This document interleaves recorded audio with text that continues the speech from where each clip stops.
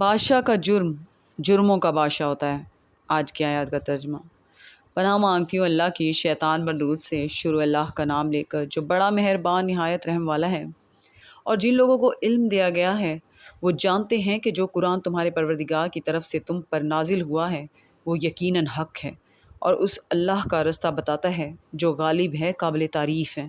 اور کافر کہتے ہیں کہ بھلا ہم تمہیں ایسا آدمی بتائیں جو تمہیں خبر دیتا ہے کہ جب تم مر کر بالکل ریزہ ریزہ ہو جاؤ گے تو تم نئے سرے سے پیدا ہوگے؟ یا تو اس نے اللہ پر جھوٹ باندھ لیا ہے یا اسے جنون ہے۔ بات یہ ہے کہ جو لوگ آخرت پر ایمان نہیں رکھتے وہ آفت اور پرلے درجے کی گمراہی میں پڑے ہیں۔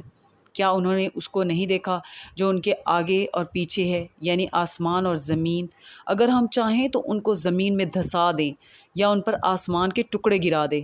اس میں ہر بندے کے لیے جو رجوع کرنے والا ہے ایک نشانی ہے۔ اور ہم نے داؤد کو اپنی طرف سے برتری بخشی تھی اور کہا تھا اے پہاڑوں ان کے ساتھ تسبیح کرو، اور پرندوں کو ان کا مسخر کر دیا، اور ان کے لیے ہم نے لوہے کو نرم کر دیا۔ صدق اللہ العظیم۔